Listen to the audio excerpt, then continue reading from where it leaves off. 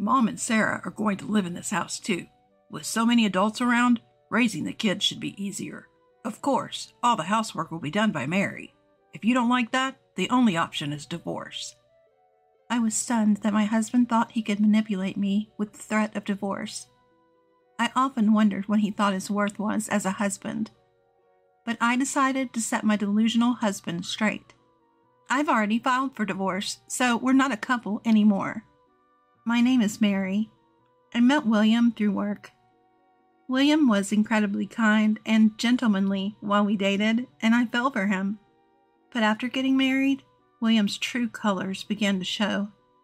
William had moved out of his family home when he started working and had lived alone for a while. He should understand the difficulties of managing a household, yet he pushed all the chores on me, even though we both worked. Whenever I suggested that we share the household chores, he would groan and refuse. He always argued that since he earned more than me, I should be responsible for all the housework, always evading his responsibilities. The thought of divorce crossed my mind several times, but I was already over 30. I feared that a woman over 30 with a history of divorce would find it challenging to remarry, so I put up with William's behavior. I knew that my grandmother had divorced when she was young and had lived a lonely life until her death. For me, the decision to divorce seemed like an enormous hurdle. By nature, I dreaded loneliness and wasn't ready to face a future on my own. This was the case even when my mother-in-law and sister-in-law Sarah treated me poorly. William's family lived near our house. My mother-in-law and Sarah often dropped by uninvited, spending time in our home as if it was theirs. William always said it was okay since they were family. He even gave them a spare key to our house, so they did as they pleased. Despite not lifting a finger to help, my mother-in-law and Sarah always had complaints. Complaining about dirt, saying they were hungry, the list went on. I asked William multiple times to tell them not to come over unannounced. William always dismissed my concerns, saying, "That's just the way Mom and Sarah are." When I finally broke down, telling him I couldn't deal with them anymore, he, for some reason, produced divorce papers. Wait, what? Are you saying we're getting divorced? It's not like that. It's just in case. If we have the divorce papers ready, you and I can split any time. If it bothers you so much, I'll ask my mom and Sarah not to visit often. We're having a baby soon. From now on, I'm putting you first. As a sign of my commitment, let's be ready to divorce at any moment. Honestly, I couldn't trust what William was saying. He always prioritized his mother and Sarah over me. He never really put me first. But with the recent news of my pregnancy, maybe William was starting to change. If he's serious about this commitment and wants to draft the divorce papers, then let's do it. So I filled them out with him. I hope we never have to use these papers. I'll change. William promised. I wanted to believe him, even if just a little. Probably because I remembered how kind he was when we were dating. True to his word, William called his mother and Sarah, asking them not to visit as often. It seemed he told them I was sensitive during my pregnancy and needed space. They seemed upset, but they understood for the sake of the baby. Life without unexpected visits from them was so much more peaceful. If I just stopped expecting William to help around the house, he was a considerate husband, especially with me being pregnant. I convinced myself that the problem was my expectations, so I stopped expecting anything from William. As long as he's trying to care for our family and me, that's all that matters. I didn't even mind doing all the housework anymore. Then, as my due date approached, I approached William with a request. William, there's something I'd like to ask. Can I give birth back in my hometown? Why do you need to give birth in your hometown? My hometown is a plane ride away. It seemed William assumed I'd deliver our baby here, but after much thought, I wanted to do it in my hometown. Since things were tense with his mother and Sarah, I felt it would be hard to rely on them if I needed help post-delivery. With my own parents, I could be more at ease and less stressed about the delivery. I hinted at these reasons, and after some thought, William agreed. But when I told mother-in-law and Sarah that I couldn't rely on them, I was shocked when they responded, "Why?" William had seen mother-in-law and Sarah barge into our home and constantly complain to me. This made me wonder if William even noticed or cared. It made me question if we could raise a child together. So when I went back home, I quietly took the already filled out divorce papers with me. I hoped I'd never need them. However, my wishes didn't come true. Once I returned to my hometown, I enjoyed some peaceful days at my parents' house. They took great care of me, eagerly awaiting their grandchild. I occasionally video called William. We chatted about our unborn baby and our lives, enjoying our conversations. Then, the day of the birth came. I gave birth to our son with all my might. William couldn't come due to work, so I sent him photos and videos of our newborn. He always said he couldn't wait to meet our son over the phone. Out of courtesy, I informed mother-in-law, Sarah, and father-in-law about the birth. Only father-in-law responded, blessing us and offering help if we ever needed it. Mother-in-law and Sarah seemed to enjoy bad-mouthing me, but father-in-law always had my back. I got an unexpected call from father-in-law. The content was shocking, making me decide something significant. A few days after father-in-law's call, I arrived back in the town where William and I lived. William, having taken a leave, was waiting at home. We didn't have a car, so I took the train and bus back. Ringing the doorbell, William opened the door with a big smile. "Welcome back, Mary. Where's the baby?" Expecting me to bring our child, he was surprised by my minimal luggage. Ignoring his confused question, I just said, "I'm back," and stepped inside. Inside the coat closet, several pairs of women's shoes confirmed that father-in-law's call was indeed true. "Why are there so many women's shoes here?" I playfully asked William. William responded, "Mom and Sarah are moving in with us. It'll be easier to raise the baby with more adults around. Of course, Mary will do the housework. If you don't like it, divorce is the only option." It seemed William had conveniently forgotten the promise he made to prioritize me above all else. The call I received from my father-in-law before returning here was a warning.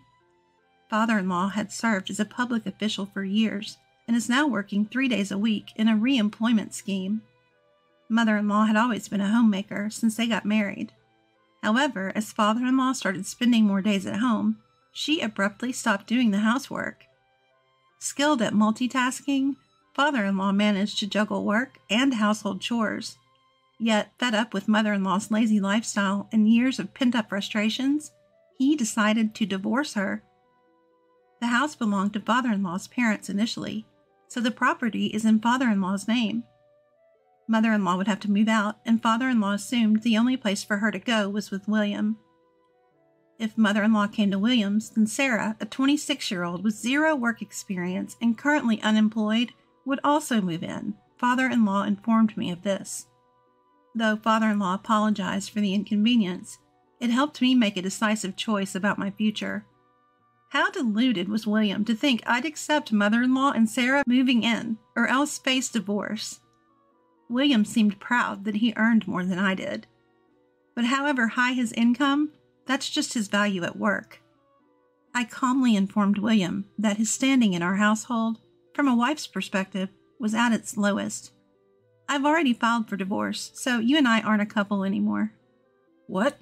You're joking, right? We just had a baby. Without a father around, the baby will suffer. It'll be hardest for you." "It won't be hard. My parents at home are willing to help with childcare. In fact, I left the baby with them to come here today. Here's the key." When I handed the key to William, it seemed he finally grasped the situation. His face turned pale, and he asked, "This is a joke, right?" "Why would I lie about something like this?" I retorted. A commotion drew the attention of mother-in-law and Sarah. They arrived expecting to see the child, their faces brightening at the thought, but sensing the tension between William and me, their smiles faltered. "What's going on? Where's the child?" It was a flustered William who responded to mother-in-law's urgent query.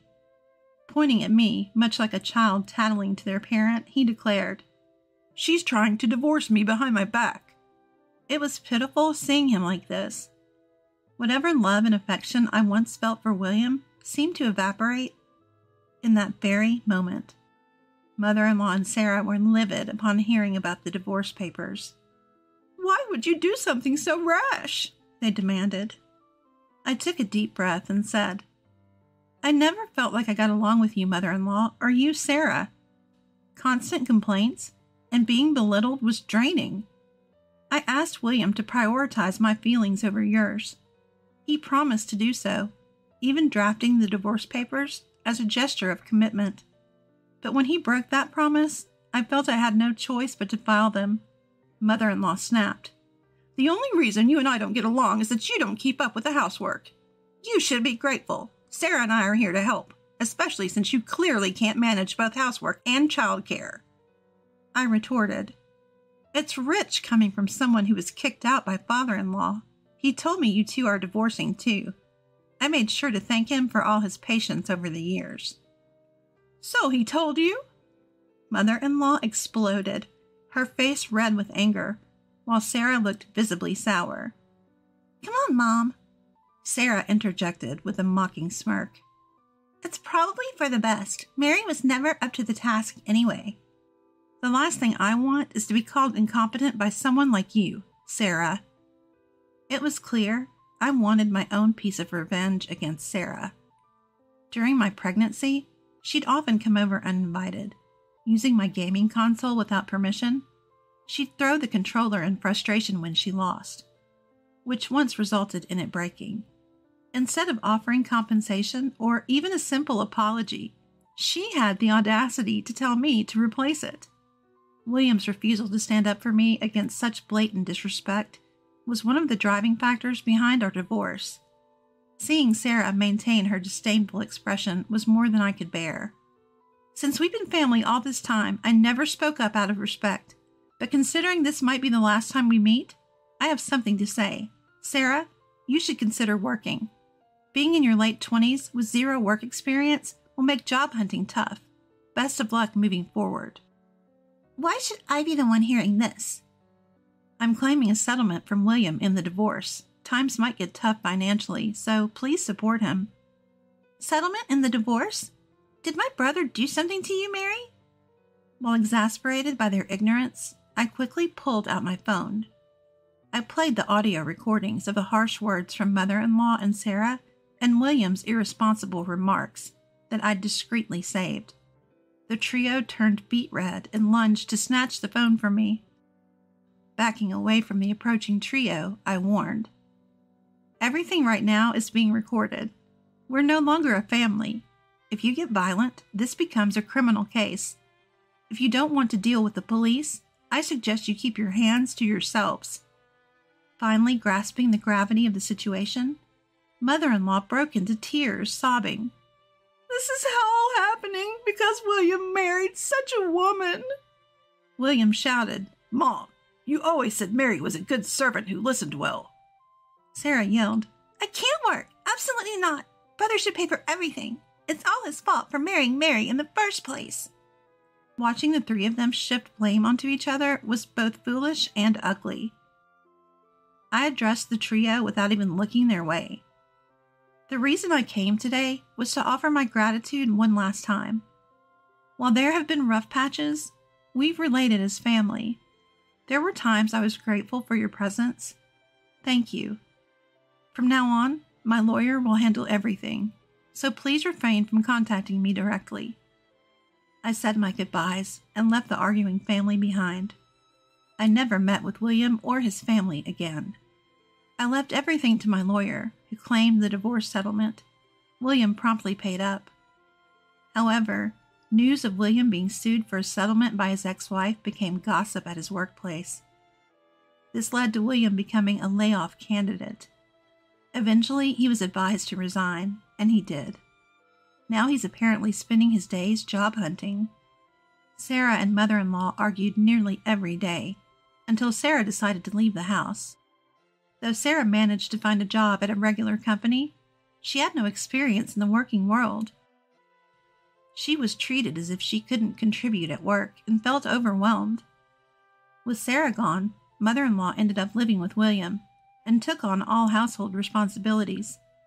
Since William was job hunting and tight on cash, she started working at a local grocery store. William often heard complaints from mother-in-law and was emotionally drained from it all. All this info about the trio was shared by father-in-law. From the time we got married, father-in-law has always been good to me. I wanted at least father-in-law to see my child, and when we visited, he was overjoyed. Father-in-law gets along great with my parents, and occasionally drops by my childhood home to see how his grandchild is doing. I got a job near my parents' house and earn enough to support my child comfortably. My child is growing up healthy and active. Though I felt guilty for keeping my son away from his father, seeing him smile assures me that I made the right decision. Even without his dad around, I strive to provide a fulfilling life for my son. I'll continue to do my best in both my job and parenting every single day.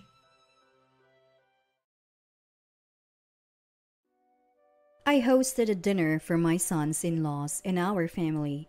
While I was preparing the meal, Karen looked at the dishes and scoffed. "For a family gathering, pizza is the way to go!"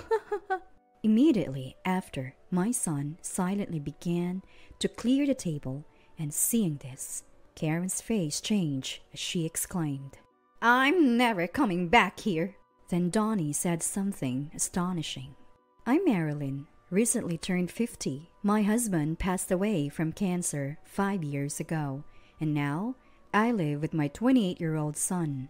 He's been dating Julian, a woman he met at work for about 2 years. One day, Lucas approached me with a serious look and said, "Mom, I'm going to marry Julian." I'd met Julian a few times when she visited our home, so I knew her well. I told Lucas, "You should decide who you marry, but I'd like you and Julian to formally tell me together about your marriage." "Right, I get it. Next time, Julian and I will come and tell you about our marriage," he replied. The following Sunday, Lucas brought Julian over. "I'll be marrying Lucas. I'm looking forward to being part of your family." Julian was always polite and kind, so I felt relieved and accepted her marriage proposal. "Lucas can be stubborn, but please take good care of him." "Mom, we're planning to live here after we get married. That's okay with you, right?" Hearing this, I was so happy, I teared up a bit. "Mom, what's wrong? Why are you crying?" Wiping my tears, I said, "I was just thinking about how lonely I'd be if you left home after getting married. But knowing that you and Julian will live here with me makes me so happy. Thank you." "Mom, what are you talking about?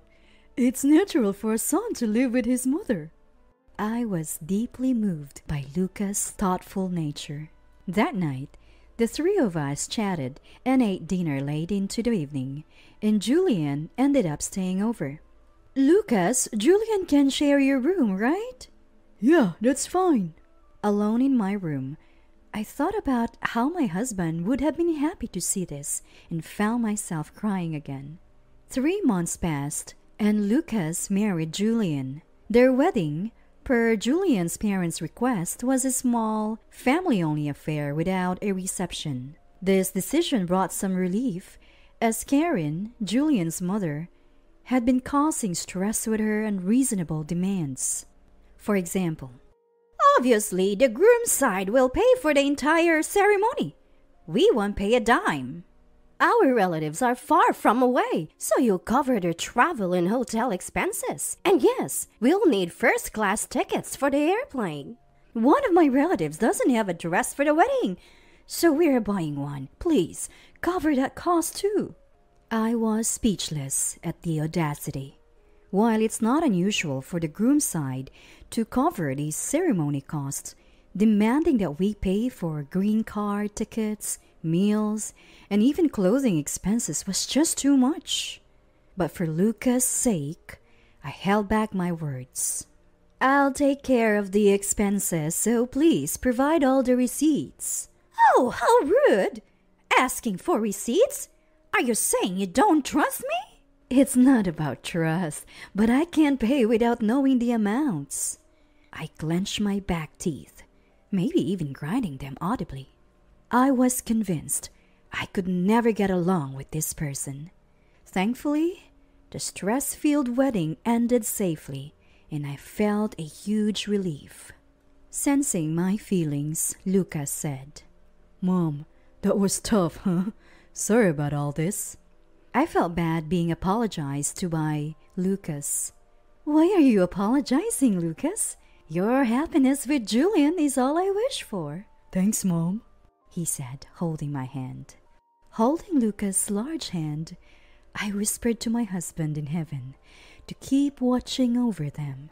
Lucas and Julian went on a 2-week honeymoon in Europe. Shockingly, Karen wanted to tag along, leading to an argument with Julian's dad, Donnie.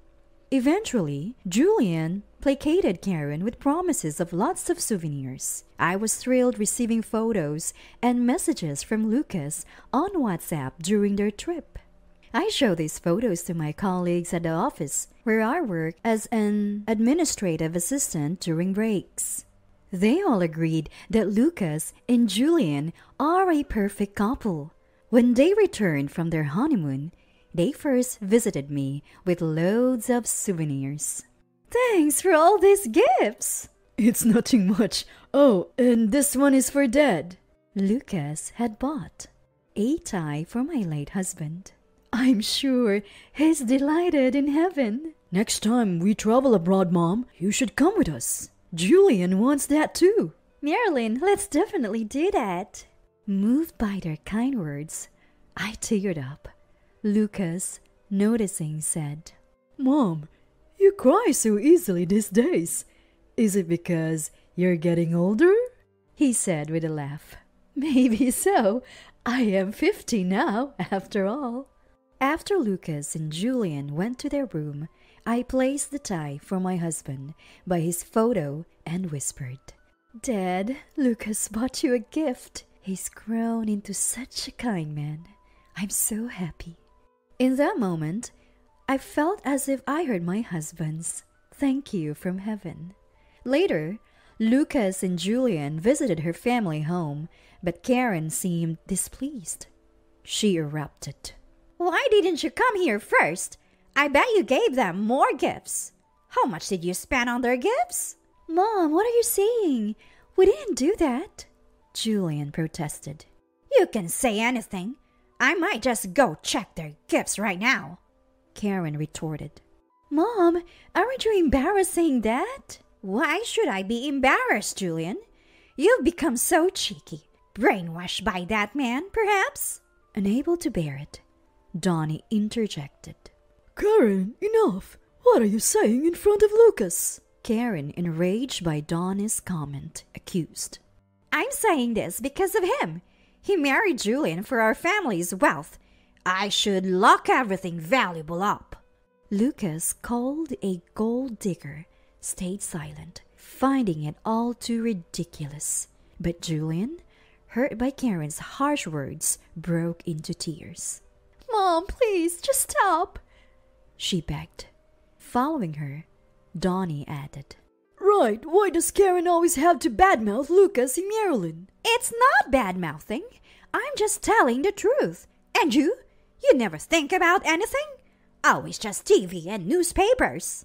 Donnie finally exploded in anger after Karen's repeated insults. Enough! Just stop talking and go to the other room. It was rare for Donnie, usually so reserved, to raise his voice in anger. Karen was shocked and started crying. Seeing them, Julian also shed tears. Lucas gently put his arm around Julian and said, Julian, maybe we should head back home. She nodded faintly, and they returned to my house. You're back early, Lucas told me what happened at Julian's family home. Listening to his story, Julian teared up and then turned to me. I'm sorry for my mother causing trouble for Mr. Lucas. Hearing this, Lucas turned to Julian. Don't have to apologize for anything, Julian. It doesn't bother me at all. Cheer up. Exactly. You shouldn't worry about it, Julian. But I wonder why Karen would say such things. Julian just stayed silent. I know, right? It's not something to say in front of Julian. She's a bit off, that one. I'm sorry. You don't have to apologize, Julian. Julian remained tearful for a long time. The following Friday, Lucas told me, Julian's parents are coming over next Sunday.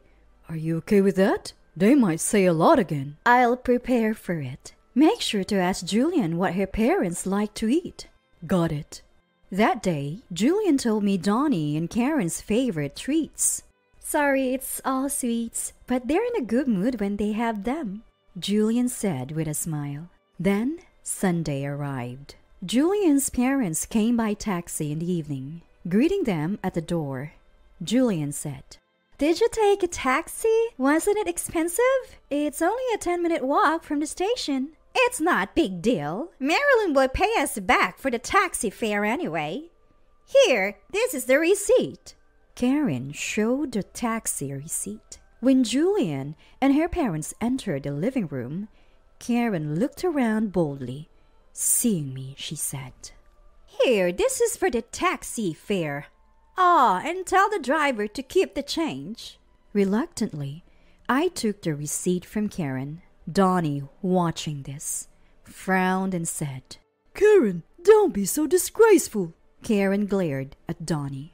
What's disgraceful about it? We're at our daughter's fiancé's house. It's only natural they pay for our taxi, or you could pay for it. Donnie, faced with Karen's words, looked annoyed but said nothing. I had my doubts about paying the taxi fare, but didn't want to cause a scene, so I paid as asked.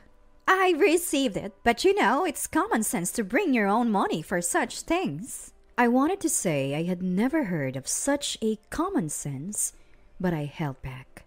After that, I decided to get dinner ready right away. I arranged a sweet-themed meal, just like Julian had told me. Upon seeing the spread, Karen's eyes lit up and she exclaimed, Oh, this looks delicious. I haven't even tasted it yet, but I can tell just by looking. Yeah, let's eat. Karen and Donnie started eating voraciously, especially Karen, who ate as if she hadn't had a meal in days. After devouring everything, they were in a noticeably better mood, just as Julian had predicted. Lucky Lucas, getting to eat such amazing food every day since birth. Yeah, Mom's cooking is always delicious, I replied, pleased by the compliment, even if it was just flattery. Donnie chimed in. Great meal. I'd like to have this more often. Karen, sensitive to Donnie's casual remark, snapped back. Are you implying my cooking is bad? If you don't like it, feel free to eat instant meals every day, or maybe get someone else to cook for you. Donnie, looking exasperated, replied, I didn't mean that. Your cooking is delicious too. But Karen wasn't pacified. Oh, please, you're just saying that. You probably eat it reluctantly every day. It's so not fun eating with you. Julian, clearly upset, intervened. Enough already. This is embarrassing. Why should I be embarrassed, Julian? I haven't said anything shameful. Seeing them heating up, I decided to serve the sweet coffee Julian had taught me about. Rushing to the kitchen, I brewed the coffee and added extra sugar, then brought it to Karen and Donnie. Let's cool it with the chatter and have some coffee, shall we? Coffee? I didn't ask for it, but okay, I'll have some. I'll have some too. They both took a sip. Instantly, their agitated expressions softened. This coffee is delicious. Haven't had such good coffee in a long time. Yeah. I hadn't expected the sweet coffee trick Julian told me about to work so well in easing the mood. Catching Julian's eye, she winked at me discreetly. Mom, can Julian and I have some coffee too? Sure, I'll make it. Julian promptly volunteered, standing up to prepare 3 more cups. Watching this, Karen suggested, Julian should learn cooking and coffee making from Mom here. I'd like that. Later, as my son, Karen, and Julian chatted, Donnie checked the time and said around 8 p.m. Karen, shall we head home? Oh, you want to go somewhere else? If you're meeting someone, feel free to go. What are you implying? Donnie retorted, but Karen didn't respond. Take care on your way home. Thank you for everything today. What's Julian going to do? I'm going home with my parents today. I hurriedly called a taxi, and when it arrived in about 5 minutes, I gave the driver a little extra money. Just as the 3 of them were about to get into the taxi, Karen said to me, Can we get the taxi fare from you? Karen, there you go again with your brazen request. I'll pay for it. It's okay. I already paid the driver. Oh, is that so? Is the taxi just going to the station? Can we take it all the way home? Mom, don't say things like that. Julian said this with a serious, angry look, pushed her parents into the taxi, got in herself, rolled down the window, and said to me, Thank you for today. It was fun and the food was delicious. Despite how my mother is, she's actually really happy. Please, come visit again. After the taxi with the 3 of them drove off, Lucas said to me, Karen is always like that. When I first visited Julian's house, she asked where the gifts were before even saying hello. It really surprised me. Lucas chuckled. But Julian is a very kind girl, so it's all right.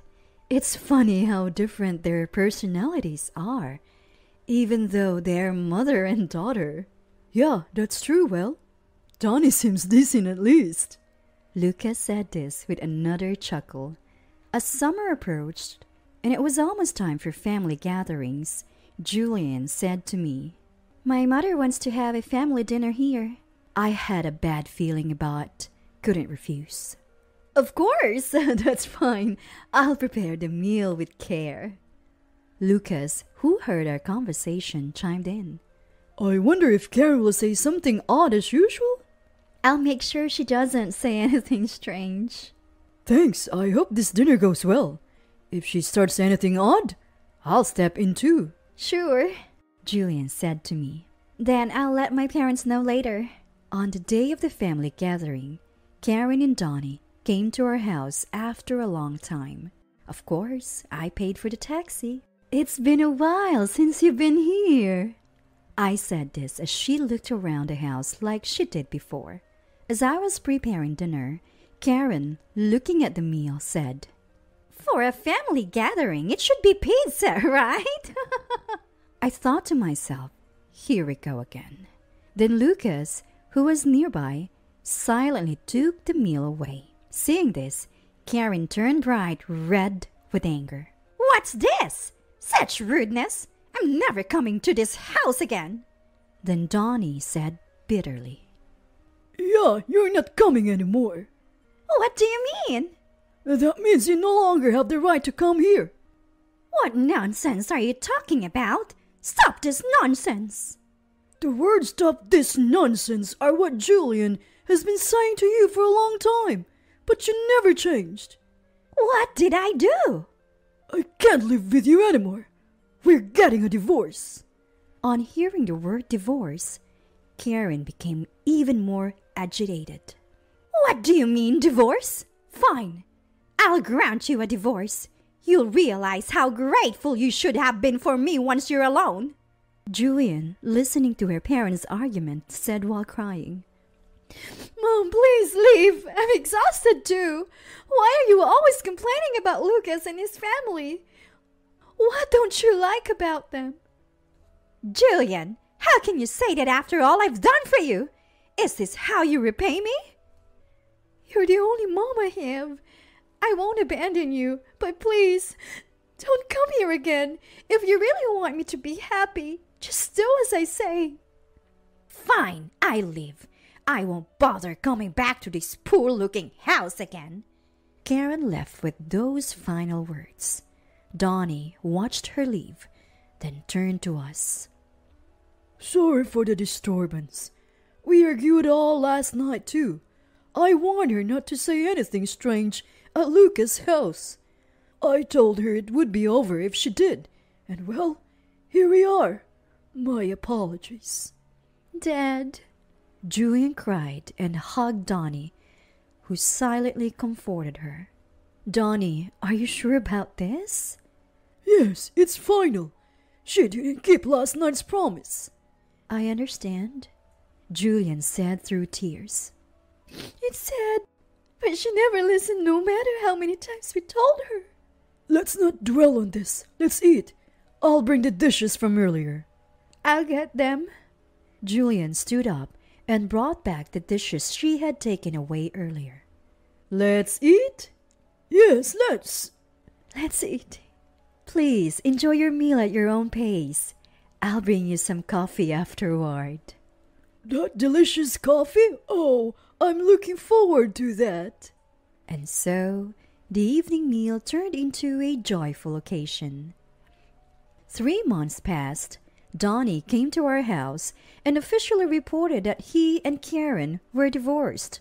Then Donnie said, She seemed to have wanted to divorce me from the start, thinking it would be disadvantage her to initiate the divorce. She kept making trouble statements on purpose. Her plan was to say awful things to Marilyn and Lucas, spark an argument with me, and then use that as a reason for divorce. How did you find that out? As soon as we divorced, she started living with a man I didn't know. A despicable woman. Oh my! She was having an affair, wasn't she? So I told her, give me a compensation settlement for the divorce. And she promptly transferred enough money to buy a luxury car. The other man must have been wealthy. Well, it seems like the man has already taken advantage of her. Oh dear. It turns out he grew tired of her and left. And when he did, he took all her valuables. Rich people sure are stingy with their money. Now she's penniless, living in a cheap apartment and working on a cleaning job at a nearby supermarket. Oh my! I spoke to her recently. She's lost weight, probably due to the unfamiliar work, and I had a vacant look in her eyes. Does Julian know about this? Yes, I told her. Julian used to be concerned about her, but when she learned about the affair, she felt disappointed and scornful. Is that so? I think it's for the best. Perhaps as long as Lucas and Julian are happy, that's all that matters to me. Right. The following month, an elderly woman visited us. It was Karen, but she was so thin and haggard that she looked completely different. Please let me live here with Julian. I have no money. I'm sorry, but that's not possible. Please leave. After Karen left, I made sure to lock the door securely. That night, Julian was smiling happily. Oh, what's the good news? Julian, still smiling, said, I went to my OBGYN today. The doctor says I'm 3 months pregnant. The moment I heard those words, tears welled up in my eyes. I want a boy, but Julian wants a girl. What do you think, Mom? I'm happy with either. Don't think I'm grateful just because you paid that much money. Tina, who is my son Philip's wife, was suffering from a rare disease. So I had paid $28,000 for her treatment, draining all my savings, unable to bear seeing her in pain. However, it was how they treated me. Aren't we family? If so, you're supposed to do this much, right? As Philip hurled these words, exactly. But once you get the money, you're useless. Got it? You're an eyesore, so don't bother us anymore. Even Tina uttered such harsh words. Who do they think I'm paying this money for? It's hard to believe that someone in need of surgery and suffering from illness could act like this. Afterward, when Tina's primary doctor disclosed something to me, I decided to take my revenge. My name is Helen. Now in my mid-50s, life seems to be on the downhill. I was dedicated to my work in my youth. Before I knew it, I was approaching 40 and still single. Then, during a mistake at work, Alexander, who would later become my husband, helped me out. Thank you. You saved me. I don't know what I would have done without you. I was truly grateful to him. That incident brought us closer, and we eventually started dating. It was a late-blooming romance. We would go out for meals after work, or I'd cook at his place on our days off. As lost his wife, he lived with his middle school son, Philip. Whenever I visited, Philip clearly showed his dislike for me. Alexander asked, "Hey, do you think Philip dislikes me? He seems to obviously avoid me." "It's just his age, I guess. I went through that phase too. He'll come around." He didn't seem to take it too seriously. "I need you, and Philip needs a mother. If it's okay with you, would you marry me?" And then, he proposed to me. I had resigned myself to being single for life, but the idea of living the rest of my days as Alexander's wife and mother to his son didn't seem bad, so I accepted his proposal. Thus, my life in Alexander's home began. Having lost my parents and having no siblings, perhaps I longed for a family. I was truly happy to have my own family. Yet, Philip stubbornly avoided me. "Good morning." Even when I greeted him in the morning, yeah. That was all he would say. Still, I believed that he would eventually open up to me. Philip would retreat to his room after meals and we hardly talked. Alexander didn't say much about it either. I didn't understand the dynamics of a father and son, but it seemed Alexander saw a bit of his younger self in Philip. However, Alexander was diagnosed with cancer 2 years later and passed away, despite treatment. I felt as if my heart was being torn apart, losing my family again. Philip was still in high school. A young man with a future ahead of him. I worked harder than ever, thinking that seeing him off into society would be my way of repaying Alexander. Thanks to the assets Alexander left and the insurance money, I could support him through college. He found a job, and I thought my responsibilities were finally over. 10 years after Alexander's death, Philip now fully independent. Still didn't talk much with me, but showed no intention of leaving the house. "I've got something to talk about. Is that okay?" It was rare for him to initiate a conversation. It's rare. Or rather, it's probably the first time it's happened. "Of course. What is it?" He said he wanted to get married and asked if they could live here together. "Why hesitate? It's your house. You should live together." I was happy. In nearly 15 years of marriage to Alexander, I don't think he and I had ever really talked. I thought he had finally grown up. Philip and his wife decided against a wedding ceremony and just submitted their marriage registration to start their cohabitation. "Nice to meet you." The wife's name was Tina.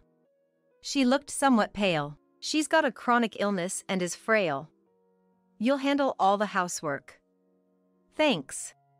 Was he still not accepting me as a mother? "We're relying on you," Tina said with an untroubled smile. Leaving everything to me might be too much. It would be nice if they could help a little. From that day, I started being treated like a housemaid by the couple. "Oh, I can't eat this, so can you please not put it in front of me?" Tina always had something to complain about the meals I prepared. I'm sorry. Do you have dietary restrictions due to your illness? I'll be more careful next time, please forgive me." I wasn't sure how to interact with her. She needs to regularly visit the hospital because of her condition. Be considerate, will you? I understood that she had a chronic illness requiring regular hospital visits. Indeed, she seemed to be spending entire days at the hospital about 3 times a week. I was working full-time, so I didn't know much about their daytime activities, but I could fully appreciate that it must be tough. Still, I wondered what illness she had. Even with these questions, I continued living with them. "Make sure you clean our room too. I'm tired, so at least ready a supper for me." Seriously, you're so inconsiderate. Philip would say, then Tina would assertively add, I get dizzy and feel like I might collapse if I move too much, so I'll leave all the cooking and laundry to you. While in this house, I felt like I was their maid. A month after we started living together, Philip revealed Tina's illness during a conversation. Can I talk to you about something? He approached me uncharacteristically humbly. Apparently, Tina had a kidney problem and was undergoing dialysis 3 times a week at the hospital. Each session cost about $300, totaling around $4,000 per month and approximately $48,000 a year. A staggering amount. She's on a waiting list for a transplant, but that's going to cost money too. Can we figure something out? He continued, looking serious. How much will it cost? I asked. Between $28,000 and $30,000, I guess. If she gets the surgery, she won't need weekly hospital visits anymore, and we won't have to spend more. Please help us. I had never been asked for something so earnestly before. Okay. I'll give it. Nothing is more important than life. Tina's attitude seemed more understandable, considering she was battling a serious illness. They had already incurred a significant amount of debt for medical expenses. To protect the future of these 2 young people, I promised to pay. Here's $28,000. Use it wisely. I withdrew the money from the bank and handed the envelope to Philip. Thank you. I feel bad about this. I was a bit concerned about his reaction upon receiving the money, but I assumed it was just the stress of handling such a large sum. However, the next day, You think we're grateful just because you paid? You think we're family, right? Then it's only natural for you to pay. Philip hurled these words at me. Once we get the money, you're useless to us. Can you stay out of our lives for good? Tina continued, her face pale. Honestly, can you leave our house soon? I've been tolerating you so far, but you're just an eyesore. I couldn't believe these unexpected words from Philip. Was I the only one who thought we could become a family? Unable to bear the sadness and frustration, I packed my things and left the house. Having impulsively left the house, I had nowhere to go, as I had no other relatives. For the time being, I needed to find a place to stay. I decided to stay at a budget hotel near my office and think about my future. I had thought of Philip and Tina as family and wanted to be a real family. That's why I listened to Tina's story about her struggle with a serious illness and decided to pay for the surgery. I was carried away by emotion and handed over a large sum of money, but when and where would the surgery take place? Was it even confirmed? I often heard about waiting lists for transplant surgeries, but wasn't that usually for hearts or something similar? The more I thought about it, the more I realized I hadn't been informed about any crucial details. I decided to inquire about Tina at the hospital where she was supposedly receiving dialysis. I'm sorry, but due to privacy concerns, we can't disclose information about our patients. Are you a family member?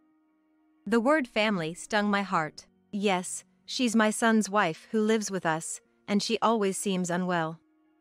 I'm worried and keep asking, but she tells me nothing.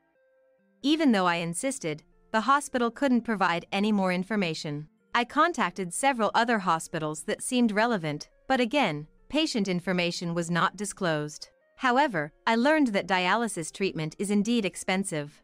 But there are subsidy programs available that reduce monthly costs to around $100. If that's the case, Philip's claim of being burdened by debt from treatment costs seems very dubious. Upon reflection, many questions arise. Why didn't I realize this sooner? In my eagerness to be liked by them, I had lost sight of myself. I decided to hire a private investigator to look into their backgrounds. I felt guilty for suspecting my own family, but I was concerned about the whereabouts of the $28,000 I had given them. If it truly went towards surgery costs, that was fine. But if they treated me as a nuisance, I could write it off as severance money. I searched online for a detective agency and visited their office.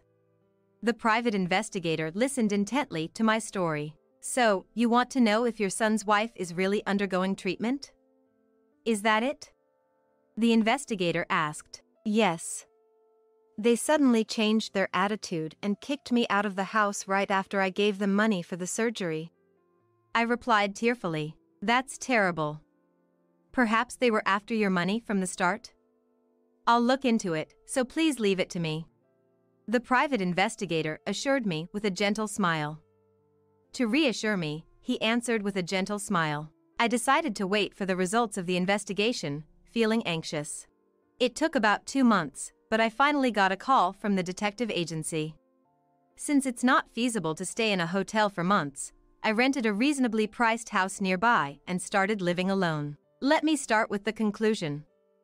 Tina does not seem to be undergoing artificial dialysis treatment.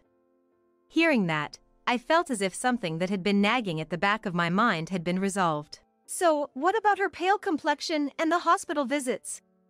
I asked him. It seems she does have symptoms of anemia, but nothing immediately life-threatening.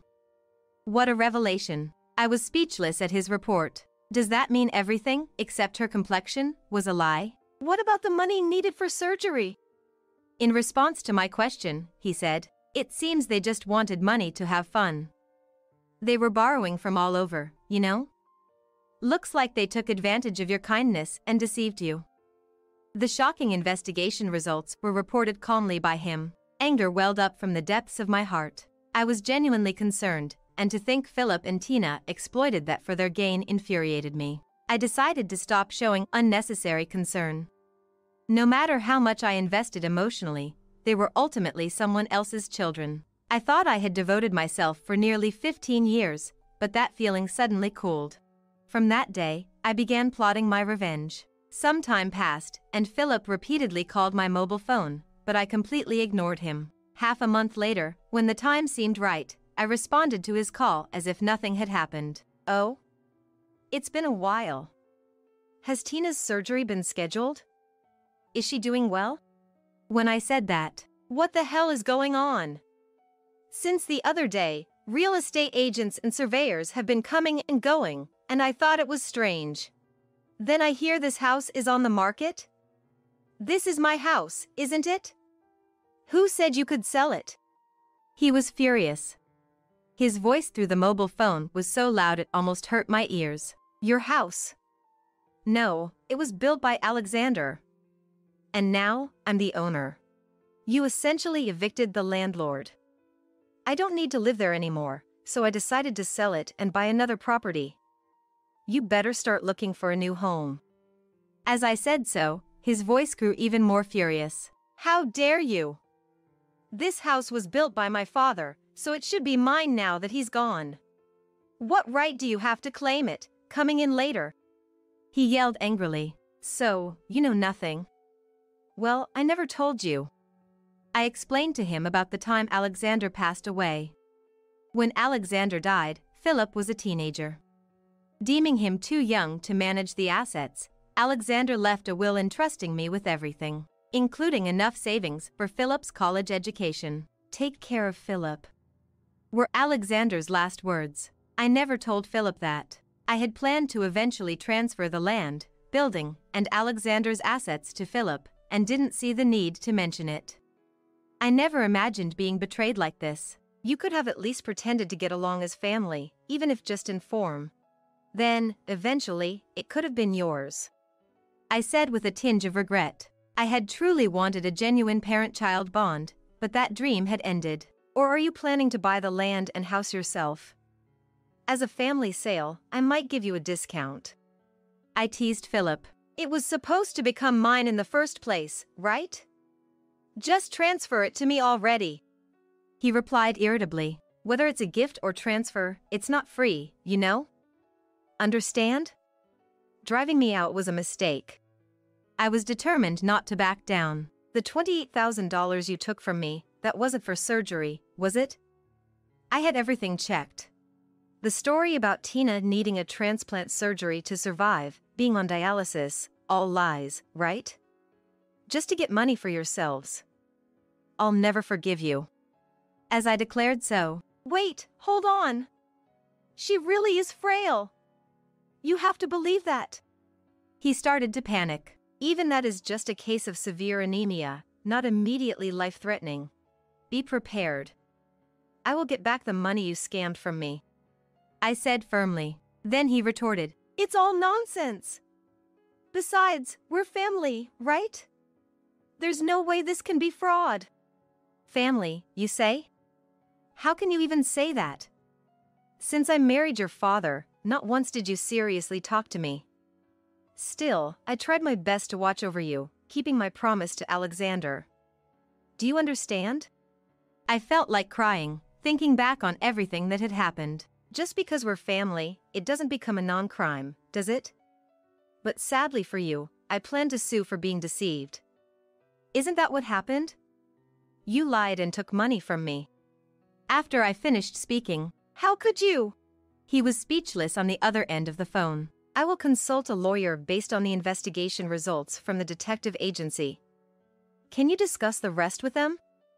After all, you don't think of me as your mother, and I no longer think of you as my son. You're nearly 30, handle the rest yourself." With that, I hung up the phone. The dispute with Philip and Tina didn't end easily. They claimed residency rights and refused to vacate the house, so we ended up negotiating through representatives. However, their act of deceiving me and taking my money backfired, and the negotiations broke down. They were forced to move to Tina's parents' house. It seems they concocted the lie about needing money for fun and to pay off debts they had accumulated elsewhere. They based their story on Tina's chronic anemia and frequent doctor visits, eventually landing on artificial dialysis and kidney transplant after some online research. They must have thought it was dramatic enough and that someone like me could be easily fooled. Though I was at fault for not verifying the information and giving them money, taking advantage of someone's feelings to scam money is unforgivable. I realized that no matter how much you try to connect with some people, it just doesn't happen. As a result of the lawsuit, they were ordered to repay the money they took from me. Since they couldn't pay it all at once, they agreed to monthly installments. Additionally, they were ordered to compensate me for 15 years of mental anguish. I ended up buying a room of condo with the money from selling the house and land and now live there. Living alone for the first time in 15 years is quite comfortable, but sometimes I feel lonely. During those times, I think family would be nice, but I can't live with someone else now. Moved into Tina's parents' house, the couple are working to repay the money they stole from me. Tina, who claimed she was too anemic to work, is now working to pay off the compensation, pushed by her parents who reasoned that if she had enough energy to have fun, she could earn some money. As for me, I'm thinking of relying on a nursing home when I get older and can't take care of myself. Nowadays, even with close relatives, caregiving is hard. It feels more difficult with someone you're not related to by blood. Rather than being cared for with caution, I think it's easier to pay for proper care. That might be the way things are now, but it's still lonely. Those 15 years I devoted without a second thought, though ignored by Philip, now seem like a time that let me experience what family is. I don't know how many years I have left, but I want to live without regrets. Ow, it hurts. I can't take it anymore. Daniel collapsed as he said this. "Don't just stand there. Call an ambulance." Susan panicked. No, I don't want to. I answered like that. My name is Emily, and I'm turning 29 this year. I work at a design office, assisting with image editing. Basically, my job is to process images and do some design work. It's not that the pay is bad, but the hours don't really match up with the salary. Well, that's pretty common in this industry. I too got married last year before hitting 30. My husband Daniel is a year older, 30 years old. Daniel is an accountant. He's from a completely different world than I am. And Daniel's dad is a high-profile lawyer. Daniel's parents' home is filled with professionals like lawyers and doctors, and the guests at our wedding all had rather stern faces. They're not bad people, but I tend to avoid casual conversation with them. On the opposite end, I graduated from design school, and all my friends are quite flashy. Our reception was color divided down the middle, as if marking territories. Everyone thought I was marrying up with someone like Daniel, but that's not really the case. Even as an accountant, unless you open your own practice, you don't make that much money. Daniel only managed to pass his national exam after 4 attempts, putting him at a lower status among accountants. Of course, he hasn't started his own practice. His days are filled with organizing documents for senior accountants at a firm owned by a friend of his father-in-law. My job, helping designers and meticulously cropping images, is pretty much the same as his. But together, we make enough money, and being an accountant is a stable job.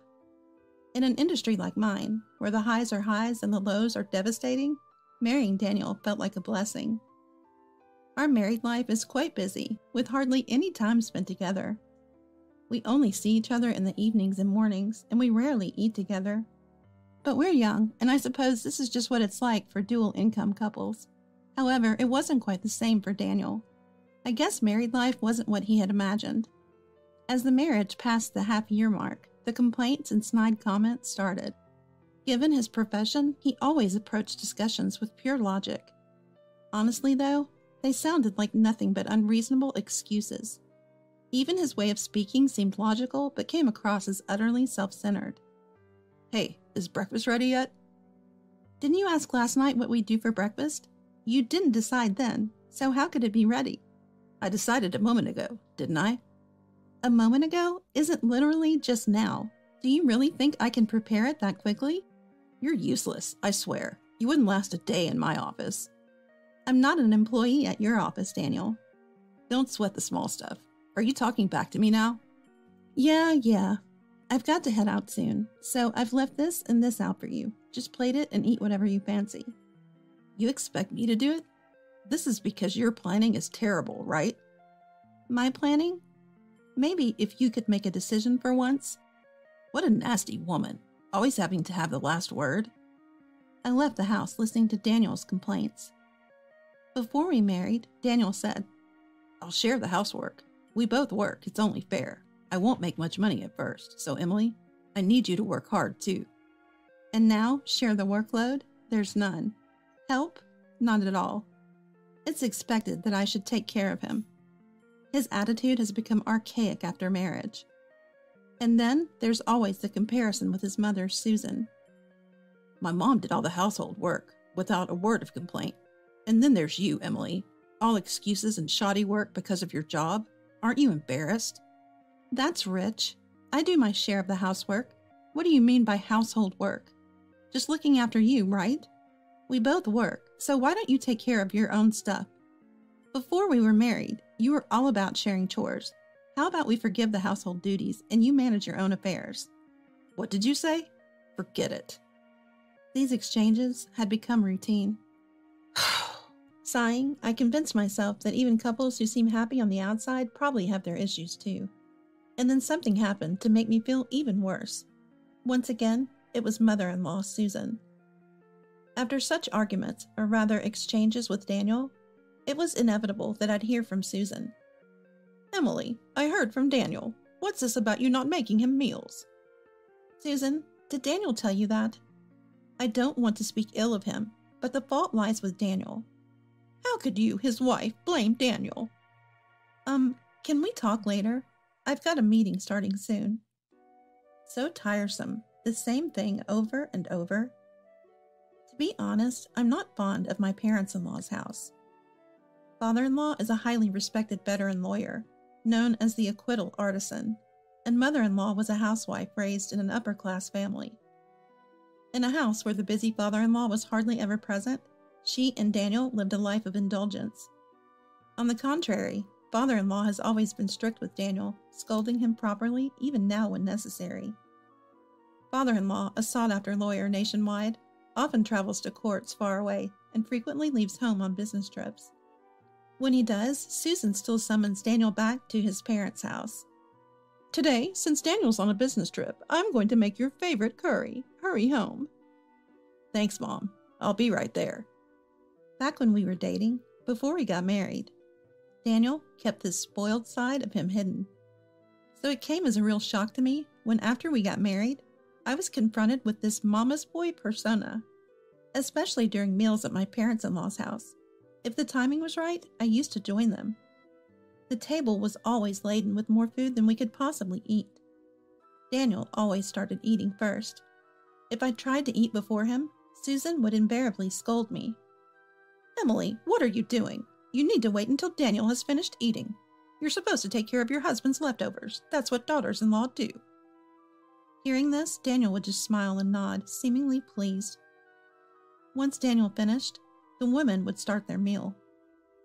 All I could hear while eating was Susan's endless talk about how the wife of Daniel should be, how to support and care for him.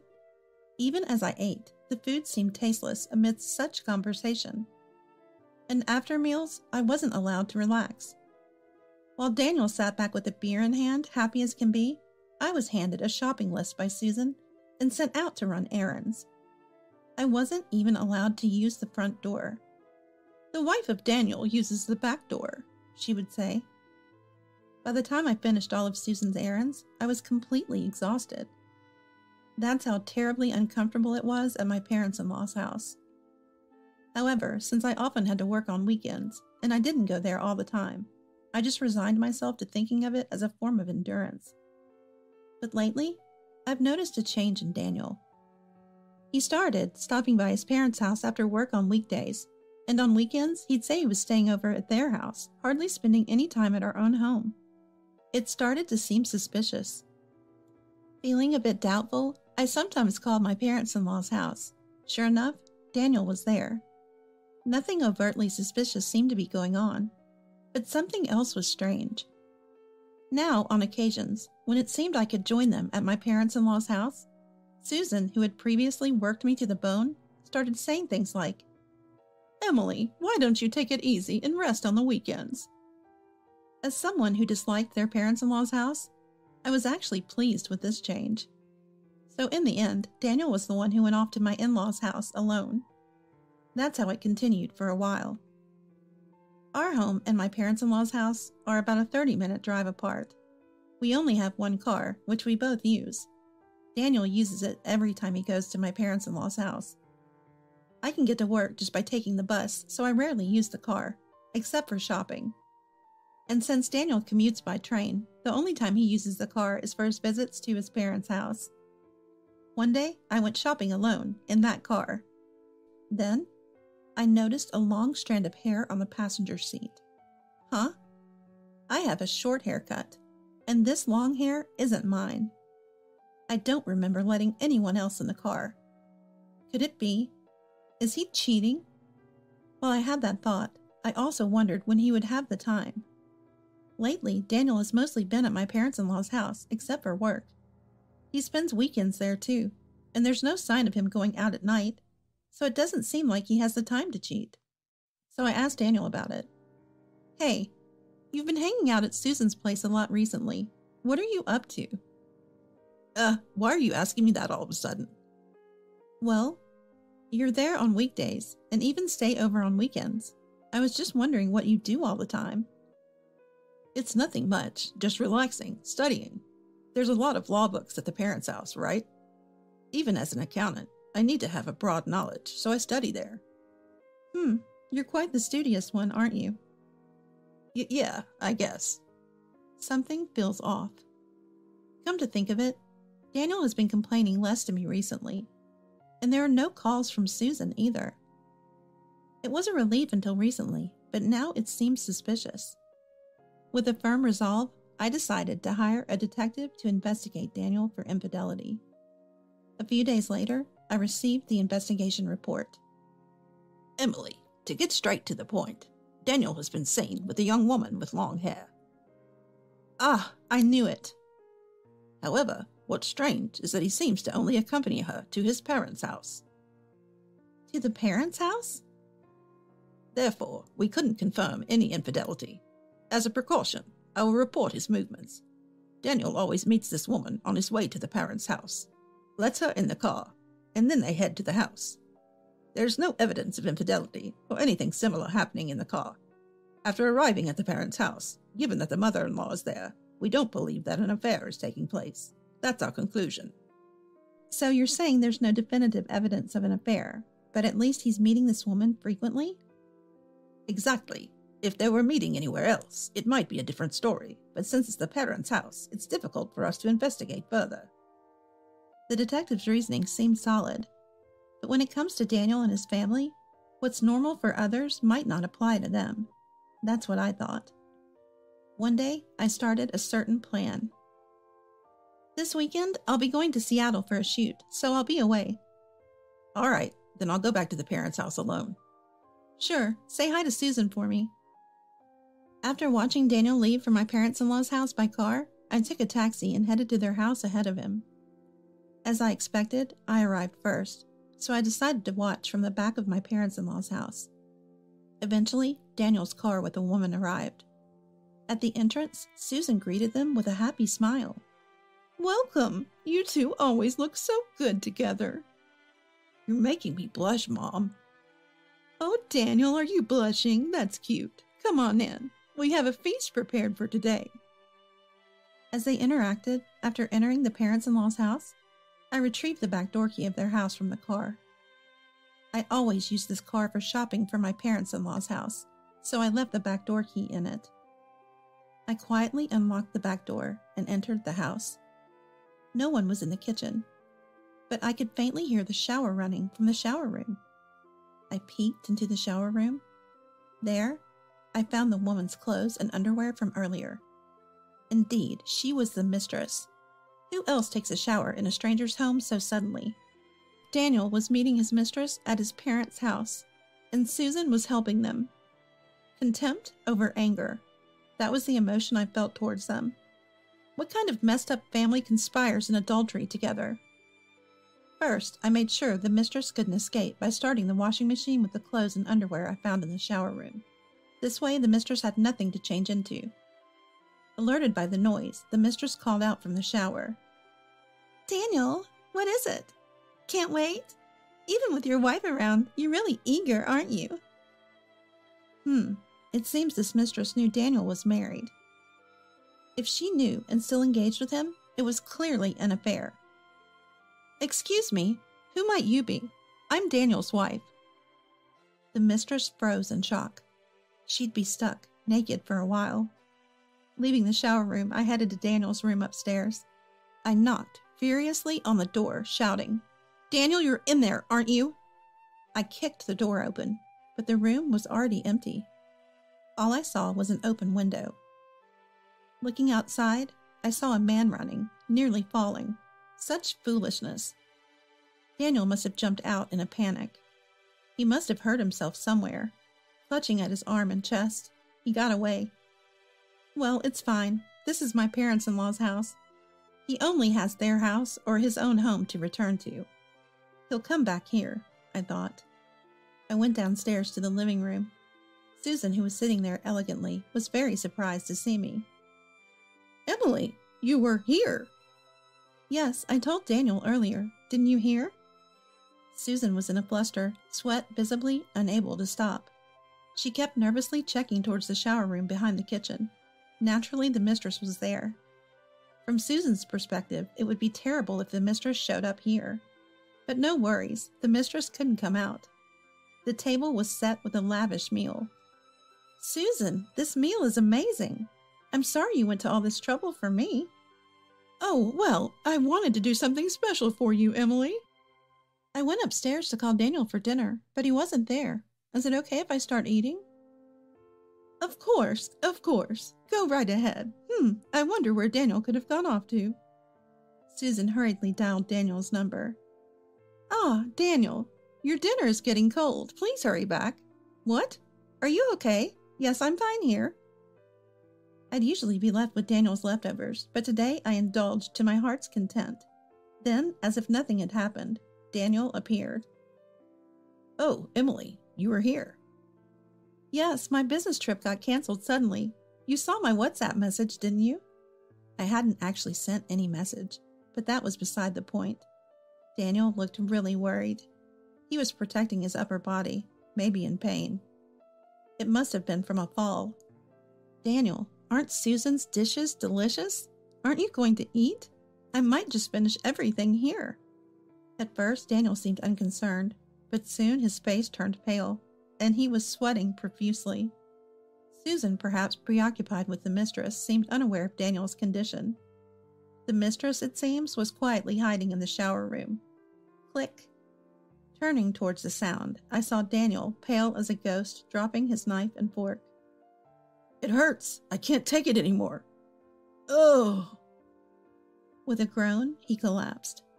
Susan screamed out, Daniel, what's wrong, Daniel? "Oh dear, Daniel, you were really hurt, weren't you? Your shoulder is all twisted." Emily, don't just stand there. Call an ambulance. "What? No, I don't think so." I responded with a slight laugh. "Why don't you ask the mistress, hiding in the shower room, to call for help?" Susan looked even more shocked. How do you know that? "I'm full, and I'll be leaving now." Emily, acting like this when you're Daniel's wife. "Susan, please don't treat me as Daniel's wife anymore, okay? You know everything, right?" Saying that, I pulled out a recorder from my pocket. As I pressed play, the mistress's voice filled the room. "Daniel, what? You can't wait? Even with your wife around? You're so eager." It was an annoyingly sweet voice. Susan turned bright red and looked down. Defeated, she called the ambulance herself. Soon after, we could hear the siren of the ambulance. The paramedics were administering first aid, and while Daniel regained consciousness, he couldn't talk or walk due to the intense pain and was carried out on a stretcher. I had no intention of accompanying him, so I headed to my car. Just as I was leaving, a middle-aged couple rushed in with great urgency. What's going on here? Are you holding my daughter captive? She called us for help. They seemed to notice the ambulance. What's this ambulance for? What happened? It appeared to be the mistress's parents-in-law. The mistress must have called for help using the mobile phone she left in the shower room. But to lie about being locked in, well, this mistress wasn't your average person either. Daniel and Susan hung their heads low in shame. Where is my daughter? Aren't you her fiancé? What's this about being held captive? The mistress's dad pressed in on Daniel, who was on the stretcher. It seemed he just then became aware of my presence. Excuse me, who are you? Me? I'm Daniel's wife. What? That can't be right. Daniel is supposed to be single. No, Daniel is my husband. The confusion was written all over the mistress's parents-in-law's faces. Daniel, you had a family? You were seeing my daughter while married? Without heeding the paramedics' restraint, mistress's dad yanked Daniel from the stretcher. Father-in-law, it hurts. It's really painful. He might have had a broken shoulder or ribs for all we knew. Daniel wailed in pain. Mistress's mom was also screaming. This isn't what we agreed on. Susan, what is going on? It's not like that. It's different. While witnessing the hellish scene, I left my parents-in-law's house. Of course, I never went there again. Later, my divorce from Daniel was finalized. I demanded alimony from Daniel, Susan, and the mistress in the divorce proceedings. I had been curious why the mistress's mom was so familiar with Susan, but it turned out Susan disliked me indeed, introducing Daniel to a friend's daughter. She had lied that Daniel was a once-divorced bachelor at the time. Law is a tricky beast. It turned out that Susan's tolerating Daniel's infidelity didn't seem to qualify as a reason for claiming compensation. So I claimed for the repeated emotional abuse from Susan instead. The emotional abuse that the parents-in-law claimed by their daughter was as ignorant as they were about Daniel's marriage, just deceived. But when I played the audio from the shower room, they agreed to a lump sum compensation.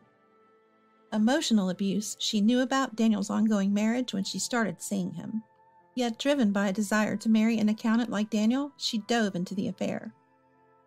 As expected, Daniel and Susan refused to pay the compensation. So I turned to father-in-law's office for resolution. That seemed to do the trick, and they paid up promptly. Father-in-law, upon learning all this, was furious. He divorced Susan quickly and cut ties with Daniel. Daniel had always lived under father-in-law's management. He had to quit the accounting firm, and, unable to find another job, he's now apparently working part-time at some restaurant. All that effort to pass the exams and get his qualification 4 times over seems pretty foolish now. Susan apparently started a part-time job too, both living a life of poverty. Now I reflect on my inability to judge people correctly. That feeling of discomfort at the wedding never did go away. Recently, I've been given more responsibility in design. First things first, work. I'm building a life where I don't have to worry about my partner's title, just living my life. And today, as always, I keep pushing forward. Something's off. In the locker room at work, my colleague Stephanie spoke up. When I asked what happened, she said that she didn't have enough money in her wallet. Come to think of it, I felt the same way recently, but I thought maybe I just miscalculated because I had locked it. We both tilted our heads in confusion. My name is Jennifer. I'm a 42-year-old part-time worker and a housewife. I live with my husband and child. I've been working at the supermarket for 5 years. The workplace is a small supermarket. The owner started the store, and there are 2 other supermarkets of the same scale. There's a separate store manager, so the owner isn't always around, but he's a friendly guy who sometimes comes in to greet even the part-time staff. Since the store is small, everyone knows each other's faces and names, and part-timers generally get along well. Stephanie, who joined around the same time as I did, is a year younger, and we became close after discovering our kids are in the same class. We started our part-time jobs around the same time, and now we even go to cafes and take our kids out together. The other day, Stephanie and her child came over to play, and the kids were engrossed in their recent favorite role-playing games. I'll have this, please. That'll be $10. Watching the kids play like this always warms my heart. One day, a cute woman named Amanda joined our workplace. She's 32 years old. She looks younger than her age and is quite cute, so she's popular among the male employees. At first, we thought Amanda was a nice addition to our team, but that changed within a week. While she keeps up her pleasant demeanor around the male employees, her attitude toward us is terrible. She readily blames her mistakes on us and often chats with the male employees instead of working. Although no one from the staff has addressed this, we've decided just to focus on our own work. We've even mentioned it to the store manager, but nothing came of it. Amanda is married, but apparently doesn't have children. I'm not particularly interested, so I don't know much more than that. However, I recently found out she likes the bakery next door. Next to the supermarket, there's a small bakery run by a husband and wife team, and I often stop by to pick up some bread on my way home from work. The bread is delicious and affordable, making it easy on the family budget. Plus, the kids absolutely love it. I've run into Amanda there before. Even though our eyes met when I greeted her, she ignored me, so I've decided not to speak to her anymore. Despite this, while I was eating lunch in the break room, Amanda came in with the store manager. "Hey Jennifer, are you going to the bakery next door again today?" She asked this in a strangely familiar tone. "Huh?" I managed to keep my surprise to myself and responded with a forced smile. Watching all this, the manager turns to Amanda and praises her, saying how amazing it is that she can get along so well with the other part-timers, as if that's something to be praised for, like we're in elementary school or something. Observing all this, I couldn't help but feel that the manager and Amanda seemed oddly close. I wanted to say, she always ignores me, even when I say hello, but I decide not to. No need to make an enemy. When men are around, Amanda suddenly becomes friendly to us as well. To those who don't know the situation, it might even seem like she's everyone's idol. From our perspective, it's hard to see why, but I suppose some people are easily fooled. Sometime later, as I was finishing my part-time shift and opening my locker, Stephanie, who had also entered the locker room, spoke up. "Huh, that's odd." She was looking through her wallet, and out of concern, I asked her what was wrong. "What happened?" Stephanie mentioned that she felt like some money was missing. Come to think of it, I had a similar feeling the other day. But the only places I would leave my wallet are at home or in this locker room. I always lock my locker, so it's hard to believe a family member would take it. So I had brushed it off as a misunderstanding. Upon telling Stephanie about this, we both grew uneasy.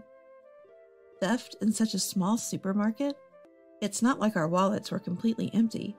$100 bills and coins were still there. It was just that the number of $10 bills seemed a bit off. We didn't want to cause a commotion over what might just be a misunderstanding. So Stephanie and I decided to keep an eye on the situation and report to each other if anything else happened. We did consult the store manager, but he dismissed it as likely confusion and didn't take it seriously. Since then, we've been cautious not to carry much cash in our wallets. Exactly 1 week later, as my part-time shift ended, and I headed to the locker room with Stephanie, I had the distinct feeling that something in my locker had been moved. Upon checking my wallet, just as I suspected, the $10 bills were missing. Stephanie hastily checks hers and reported the same. It was also a Wednesday last week. The staff who work on any given day are pretty much fixed, and our supermarket holds sales on Tuesdays. Consequently, customer traffic and staff numbers are generally lower on Wednesdays. The people who work on that day are Stephanie, Amanda, the store manager, and a few male employees. Only Stephanie, Amanda, and I use this women's locker room. Amanda usually leaves a bit before us, so she would have the locker room to herself. It would be possible for her to commit the act. But how? We always lock our lockers. Confused, Stephanie and I decide to head outside for now. As we walk past the bakery next door, during our way home, we see Amanda buying bread. We know she often shops here. I wonder if our money is being spent here, Stephanie said with a sigh mixed in. Indeed, I also sighed, but had an idea as I heard those words. Hey, do you think this is going to continue? I whispered to Stephanie, who reluctantly nodded. Since the amount of money taken each time is small, the perpetrator probably thinks it's going unnoticed. The aim might be to steal a little at a time over an extended period. That was the conclusion Stephanie and I came to. Stealing larger bills all at once would increase the risk of getting caught, and housewives like us, who are just here for part-time jobs, don't usually carry a lot of cash. It's unclear how much this was premeditated, but leaving the $100 bills and only taking the $10 bills seems cunningly smart. Just to be sure, we consulted the police. Then I remembered that some kids who were engrossed in their pretend play had brought in toy money yesterday. The toy money was surprisingly realistic. You'd think it was real if you only took a quick glance. I shared the plan I had come up with to Stephanie. Jennifer, that's a great idea. Stephanie immediately agreed, and we began to set our plan into motion. We started taking action towards our plan, and a week later, after finishing work, we headed to the locker room. The first thing we checked upon opening our lockers was the contents of our wallets. Just as I thought, it's reduced again. The 4 $10 bills that should have been there had reduced to 3. Stephanie, who had entered the locker room with me, also checked her wallet and looked in my direction. 2 of my $10 bills are missing too. We exchanged glances and wore sly smiles. After getting our things, we hurriedly left the supermarket. Our destination was the bakery next door. As expected, Amanda was shopping inside. When we entered, Amanda looked at us and ignored us. Business as usual. We did some shopping while keeping an eye on Amanda's actions. She hurried to the cash register to check out, and we got in line behind her. Then the cashier who was handling Amanda's payment made a troubled face. I'm sorry, but you can't use this money. The clerk said this to Amanda with a puzzled look. What? Why? I'm a regular here. Hurry up. Amanda yelled at the clerk. Behind her, Stephanie and I started a conversation. Speaking of which, I left that toy money the kids were playing with in my wallet yesterday. Upon hearing this, Stephanie also said, Oops, me too. Kids that age really want to use the real thing, don't they? Of course, the money was just toy money, but I did lend them the wallet. At that moment, I didn't miss Amanda's body reacting to our conversation. The clerk, perhaps not wanting to embarrass Amanda, was indirect at first, about not being able to use the money she had offered. But when Amanda didn't get it, the clerk was blunt. This is toy money, you know. Don't you have any real cash? Hearing this, Amanda began to panic. She took a close look at the money she had offered and went pale. Then she turns to us and says, Jennifer, could you lend me some money? Since there were no other customers around, I asked Amanda, What's the deal with that toy money, Amanda? You don't have kids, do you? A flustered Amanda was at a loss for words. I peeked over at the register and said, Oh, that money looks like what my kids were using. Mind if I take a closer look? Turning over the toy bills. I found Stephanie's child's name written on one. Flipping another bill, I found my own child's name written. Amanda, what's the meaning of this? When I said that and looked at Amanda, she went pale. We briefly explained the situation to the bakery clerk and took Amanda outside. "Would you care to explain?" Confronted, Amanda glared at us. "You tricked me, didn't you?" Hearing this, we both laughed. "Well, perhaps, but isn't the real wrongdoing stealing someone else's money in the first place?" Upon being questioned, Amanda incredibly began to brazen it out. "It's just $10. You're calling that stealing?" Stephanie and I exchanged glances at her words. "Just $10. What kind of nerve do you have to say something like that? Whether it's $1 or $5, theft is theft. Even so, making me lose face like that in public?" Amanda glared at us, but seemed to be at a loss for words. We put a lot of thought into this.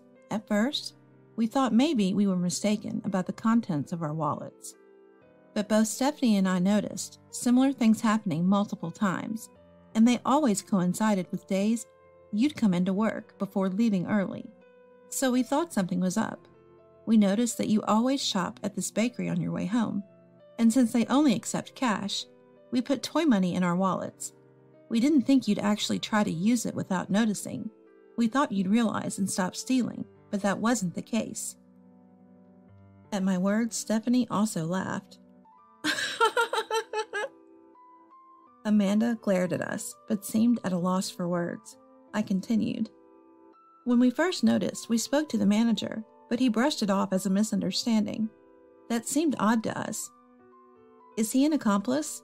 Because we lock our lockers, and the only person managing the spare keys is the manager. Did you use that to open our lockers without permission?" I wondered if the manager was just ignoring me because he thought it was too much trouble, but if he's complicit, I can see why he'd insist it's a misunderstanding. But given Amanda's visible discomfort, we might not be far off. "If you apologize and return the stolen money now, we might be willing to forgive you." We gave her the option, but she didn't seem inclined to apologize. Amanda retorted, "You don't have any proof that I did it. This money was given to me." Then she stormed off, glaring at us. We had consulted the police about this, so we thought about withdrawing the complaint if Amanda apologized and returned the money. But after seeing her attitude, we were fed up.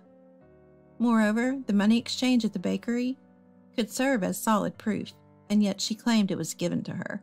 But if that was really the case, then who would be the perpetrator? A few days later, while Stephanie and I were at work, the police showed up. The manager and Amanda were also in the back room. We had consulted the police, so they came to investigate. Amanda, perhaps scared by the police, admitted to the theft. Amanda's husband flew in, pleading with us to drop the charges in exchange for a settlement payment. There were others who had been robbed, but because the amounts were small, everyone agreed to settle. The ones who suffered the most were Stephanie and me, likely because our work schedules made it easier for us to be targeted. During the police interrogation, questions arose about how Amanda had gotten hold of the spare keys. The manager insisted he had no idea, that Amanda acted alone. But since he was the one managing the spare keys, it wasn't something a part-time worker could just take. I thought perhaps the manager, as an accomplice, had decided to throw Amanda under the bus. But what I learned later was unexpected. I had been intrigued by Amanda's earlier statement that the money was given to her, so I decided to ask her directly. "You said the money was given to you. Does that mean the manager actually stole the money and you just received it from him?" We had assumed Amanda was the definite thief, but the theft happened inside the locker room, where there was no surveillance camera, and the moment of the crime was not captured. I didn't intend to defend Amanda, but if there was an accomplice, blaming her alone wouldn't sit well with me, and I wanted to clear up any uncertainties. Upon hearing my question, Amanda looked down, and the manager, who saw this, became furious. "Are you trying to pin this on me? You're the one who stole it." Amanda also erupted in anger. "You're the one who said we should go out and have some fun with the stolen money. You gave me the spare key. You're the one who told me to shop at the bakery next door because you like it." Amanda suddenly confessed. Listening to her, it appeared that she and the manager had been having an affair. It made me feel sorry for Amanda's husband, who had to hear all this in public. However, Amanda's husband seemed to be around my age and was very composed. He had suspected the affair, and said he would insist on compensation, but was not considering divorce at the moment. He would monitor the situation until the settlement and compensation money were fully paid. Just when we thought this was the end of the matter, a few days later, the manager's wife stormed in. To be precise, he was now the former manager. By the time the police arrived, the president of the company had learned about the incident and immediately demoted the manager. We're not sure what the president's plan is to do next, but for now, the manager hasn't been fired. He's been instructed to properly hand over his managerial duties. The wife who stormed in apparently called the former manager and Amanda to ask for compensation. I initially thought Amanda would quit the supermarket, but her husband told her to continue working until she finds another job, so she's still here. Because the former manager's wife came in during business hours, the regular customers also got wind of the situation.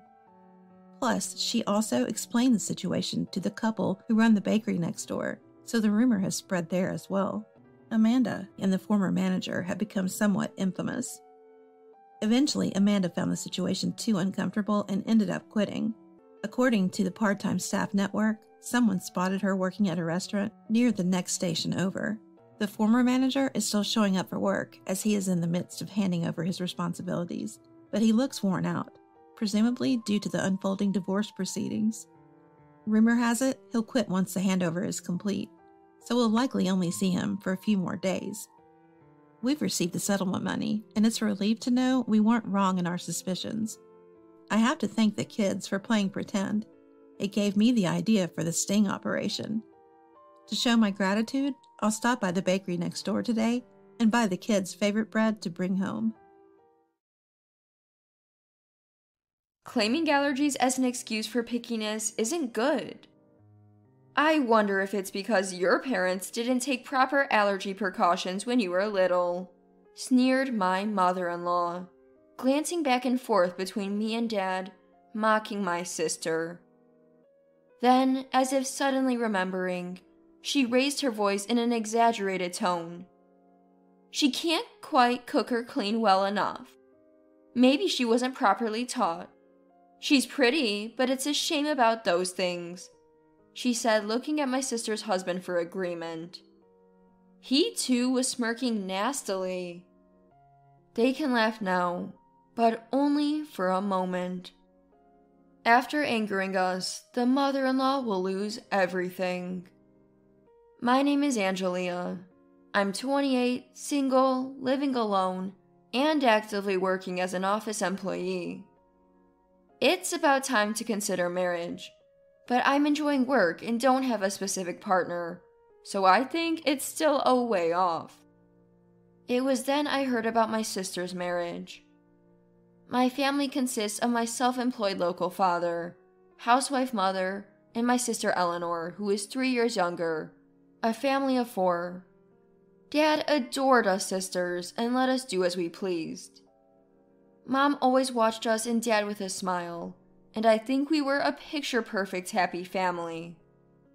Eleanor, my younger sister, was adorable and charming, winning over everyone regardless of gender. There were times I felt it was unfair how cute she was, but her affectionate sis made me forget all that. Dad, the eldest of 5 brothers, mostly lived near his siblings, so we had a lively extended family. Mom got along well with aunts and uncles, so there were many family gatherings. At that time, Dad's youngest sister, an aunt, had a late pregnancy and gave birth to a girl, so the family gathered to celebrate and meet the baby. Though Dad's sister, she was more like a sister to me, being only about 10 years older. I was happy for her and excited to meet the newborn, so I returned home after a long time. While chatting with my aunt and marveling at the miracle of life upon seeing her tiny newborn, cheers erupted from where Eleanor was. Glancing over, I saw a slightly drunk Eleanor, her face flushed pink, and steadily holding a glass of unfamiliar alcohol. That's what happens when you drink alcohol you're not used to. Thinking I should help my probably overzealous sister at the celebration, I stood up to go to her. Then my cousin Christina, noticing me, looked up in surprise and started talking excitedly. Angelia, is Eleanor getting married? Eh? I must have looked utterly foolish and surprised at that moment. I had heard she had a boyfriend who was a tall, handsome civil servant who would pick her up after work. But marriage? I looked back and forth between Christina and a tipsily smiling Eleanor. I hadn't told Sis yet. Christina, looking surprised, seemed to sense my need for a proper explanation from Eleanor and quickly left. With Christina gone, I sat down in the chair next to Eleanor, still warm from her. I took the glass Eleanor was holding dearly and put it on the table, then held her cheeks in my hands, turning her face towards me. What does this mean? I'm sorry. Eleanor finally apologized, sensing my intimidating aura. Upon questioning, she revealed that she wanted to tell me directly, and even asked our parents to keep it a secret. She planned to talk to me about it now that I was home, but before she found the right moment, she got drunk and ended up spilling it to Christina in her joy. Typical Eleanor, unable to keep a surprise.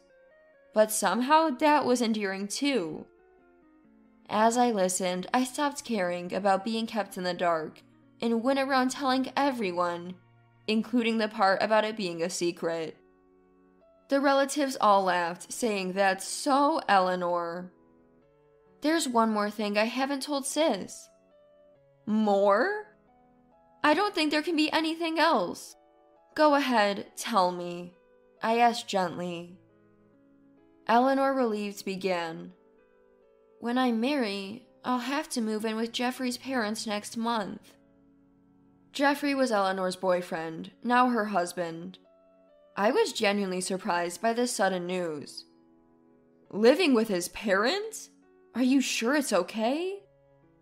Eleanor reassured me with a smile, saying she had met them several times and they were wonderful people. Eleanor's marriage announcement and the upcoming move meant she wouldn't be able to come back for a while, so that day we all had a great time. I heard this story at the beginning of last month, so she must have moved by now. I was thinking of calling her soon when my mobile phone rang. It was just before midnight. Who could it be at this hour? I wondered, peering at the screen showing Eleanor. As I thought about the incredible timing and tapped the call button. Hello? I was surprised. Before her voice, I heard Eleanor sniffling, clearly crying. Sis, sorry for calling you out of the blue. Her voice was a little shaky, as if she didn't want me to know she was crying. I could tell she was trying to sound upbeat, despite being on the phone. It's totally fine. What happened? I asked, trying to sound normal so as not to worry her. Actually, I'm at the hospital right now. Eleanor's voice broke, and she started crying. Hospital? Why? Is her husband with her? I had many questions, but I decided to listen first. I was rushed here. I'm sorry, but could you come pick me up? I wondered why she asked me instead of her husband or in-laws, but I guess they couldn't. I asked for the hospital's name and told her I'd be right there. It was late at night, so I got to the hospital quicker than expected. Eleanor was sitting small in the hospital lobby. I rushed over to her immediately. Up close, she looked much thinner than last month, and her face was pale and exhausted. I sat beside her and asked if she was okay. I'm sorry for calling so late, but I'm feeling better now. That's good, but why were you rushed here? She didn't seem to have any major injuries, so I asked what had happened. The next words from Eleanor made me doubt my ears. I ate nuts. I blurted out, "What?" Eleanor has a nut allergy. We've always been careful with her allergy, and nuts were never on our family's table. Why? Did you eat them by mistake? No, Campbell. My mind went blank. I couldn't believe someone would knowingly give her nuts. I asked if she had told mother-in-law Campbell about her allergy, and Eleanor, with tears in her eyes, turned to me and said, "Of course I did. But she said that using allergies as an excuse for pickiness isn't right." Eleanor continued, saying that even when she looked to Jeffrey for help, he just said nuts are delicious and she should eat them. Feeling pressured and thinking a small amount might be okay, she ate them. Then my breathing got worse, and when I asked to go to the hospital, no one listened, so I called an ambulance myself. Campbell even accused her of faking her illness to make her look bad. I didn't want to go back to that house, so I called you, sis. I'm sorry. As Eleanor cried and apologized, I held her hand and assured her it was okay. My hand holding Eleanor's trembled with anger. "Let's go back to my place for now. Is that okay?" "Yeah, thank you, sis." So we decided to go back to my place in my car, and on the way, I suggested consulting Dad about everything tomorrow. Eleanor was worried about troubling our parents, but I convinced her that not saying anything would worry them more. The next day, after calling in sick to work, I left with Eleanor for our parents' house. Dad, surprised to see Eleanor, greeted us at the door.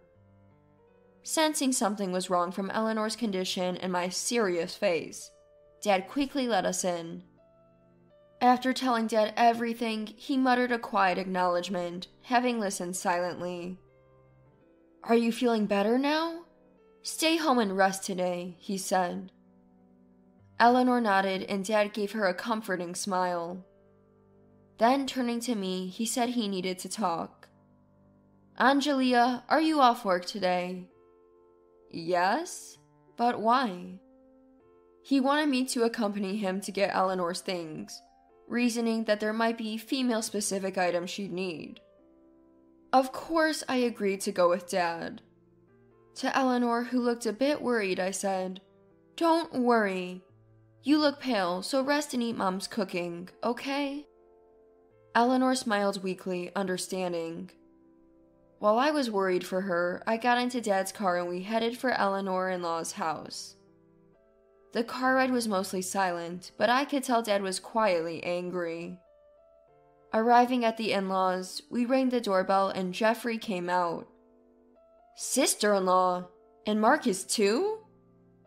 He seems like the same smiling, good-natured young man I'd met once. I wondered if he really lacked understanding about allergies and couldn't protect Eleanor when needed. "Hello, about Eleanor." "Eleanor hasn't come home. Do you know where she is, sister-in-law?" Jeffrey interrupted, as if inconvenienced by Eleanor's absence. Biting back a retort about contacting us first if he was worried, I calmly replied, "Eleanor is at our parents' house now. After being rushed to the hospital, I picked her up and she stayed at my place." Jeffrey laughed out loud at my words. "Emergency transportation for nuts? That's an exaggeration. It wasn't serious enough to call an ambulance," Jeffrey said dismissively. I almost glared back in response, but Dad intervened. "Eleanor won't be coming back here for a while, so we'd like to take her things for now," Dad explained. Jeffrey seemed shocked at this. "Not coming back?" As Jeffrey began to confront Dad, a voice sounded from inside. "Jeffrey, what's all this commotion about?" It was Jeffrey's mother, Campbell, rushing in with loud footsteps. Campbell's face momentarily showed disgust at seeing me and Dad, but she quickly forced a smile. "Well, well, Eleanor's dad and sis, isn't it?" Though I was taken aback by Campbell's initial reaction, we exchanged greetings. "Mom, Eleanor's upset about yesterday and says she's not coming back," Jeffrey complained in a whiny tone. I had a bad feeling and secretly started recording on my mobile phone, which was set to record mode in my pocket. "Yesterday's issue? You mean the nuts?" Eleanor is just picky, calling it an allergy. Campbell continued, her smile from before still in place. She only wanted to eat some delicious nut-filled bread. Eleanor's issue isn't about being picky. She's had a nut allergy since childhood, reacting even to food prepared with utensils used for nuts, so we've always been careful. I said, barely containing my anger. Jeffrey butted in. Well, about that, when I was little, I had a milk allergy, but Mom gradually introduced it to me, mixing it into food, and I overcame it. He boasted as if praising his mother. Campbell laughed along, agreeing. Maybe Eleanor's nut allergy is because her parents didn't take proper precautions when she was small, right? Campbell said with a sneering smile, looking between me and Dad. Then, as if remembering something, she raised her voice artificially. Eleanor's cooking and cleaning were never great. Maybe she wasn't properly taught. Pretty face, but such a shame, she said to Jeffrey, who smirked nastily. Feeling like I would explode if I stayed any longer, I announced that we would take Eleanor's belongings and asked Jeffrey to show us where they were. It's fine. Eleanor needs to overcome her allergy and learn housework, Campbell said cruelly before disappearing inside. Quickly gathering Eleanor's things, I left the in-laws' house as if escaping. On the drive back, I was filled with anger, but Dad seemed even more furious. Dad, who usually drives safely, was unusually aggressive on the road. When we got back home, Eleanor rushed to greet us. She immediately sensed something had happened and repeatedly asked if we were okay. What are you planning to do now, Eleanor? Eleanor looked as if she remembered something, then looked down. Honestly, they didn't seem concerned about you at all, I said. Eleanor looked up with a bitter smile and responded, I guess I was hoping for too much, huh? It was never going to work out. It was probably just as I had imagined, and she had a few tears in her eyes as she looked into the distance. Considering how Campbell spoke, it wasn't just this incident, but maybe there have been problems before.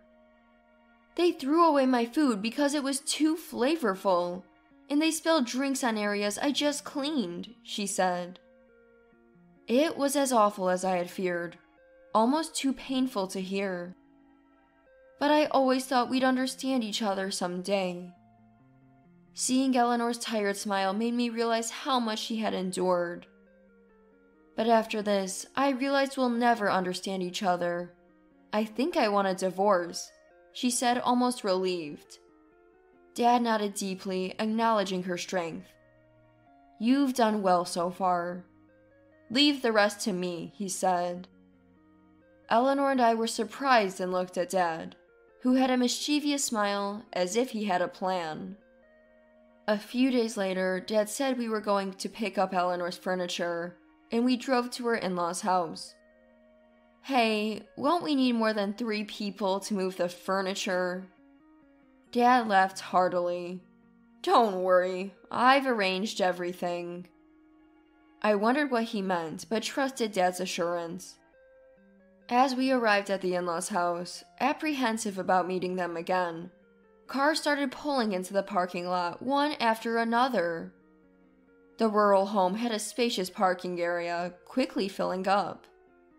Eleanor and I were surprised when our relatives started getting out of their cars. Now we won't have any trouble moving the furniture, Dad said, greeting the arriving relatives. I realized what he meant by arrangement. Noticing the commotion, Campbell and Jeffrey came out of the house looking flustered. Eleanor! What's this all about, bringing such a large group all of a sudden? Campbell and Jeffrey looked ready to pounce on Eleanor, so I stood protectively in front of her. Dad then stepped in front of me, smiling at the two of them. Thank you for the other day. Eleanor's planning to divorce, so we're here to collect her belongings. Campbell frowned at this. Divorce? We haven't heard anything about that, and Eleanor's belongings were already taken back, weren't they? Despite the tense atmosphere, Dad continued smiling. Most of the furniture here Eleanor had been using since living alone.